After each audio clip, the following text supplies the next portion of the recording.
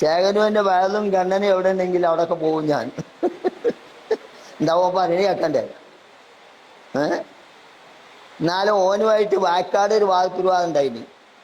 അന്ന് ചേകനൂർ ബാക്കിയാത്തിന് ഇറങ്ങിയിട്ടുള്ളൂ, വഹാബിക്കാ പോയത്.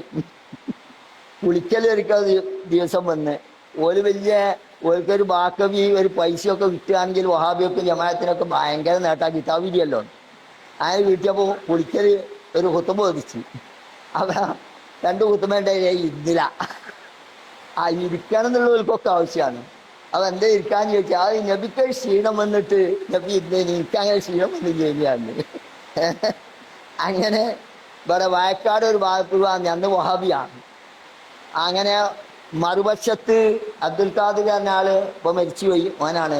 മറുവശത്ത് നമ്മളെ ഭാഗത്ത് അസമൂല്യരുമാണ്. അങ്ങനെ വാദപ്രവാഹം കഴിഞ്ഞ് കുറച്ച് കഴിഞ്ഞപ്പോഴത്തേന് ഓൻ്റെ ഉള്ളതൊക്കെ കഴിഞ്ഞ് പിന്നെ ആ കസാലേക്ക് വന്നത് ശേഖനൂരാ. അവിടുന്ന് വാദിച്ച് മുളച്ചൊന്തീനൊക്കെ സക്കാത്ത് കൊടുക്കാമെന്ന് പറഞ്ഞു. അപ്പം മൗലവി സാഹിബിന്റെ താടിക്കും സക്കാത്ത് കൊടുക്കേണ്ടി വരുമല്ലോ എന്ന് അസമൂലിയാർ വിട്ടാണ്. അന്ന് ഭയങ്കര താടിയാ. പിന്നെന്ത് ഉളിവലാക്കി അച്ഛപ്പൻ്റെ ആസേൻ്റെ ഉളിവല ഇവിടെ അങ്ങ് മുറിച്ചിട്ടാ പിന്നെ ആയത്. നിങ്ങൾ മനസ്സിലാക്കണം.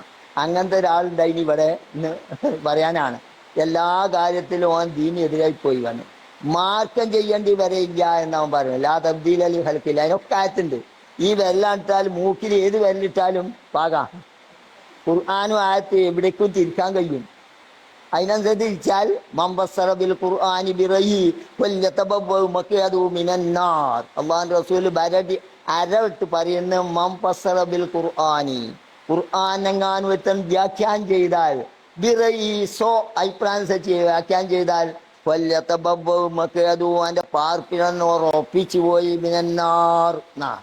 അങ്ങനെ പല വ്യാഖ്യാനങ്ങളും നടത്തിപ്പോയി.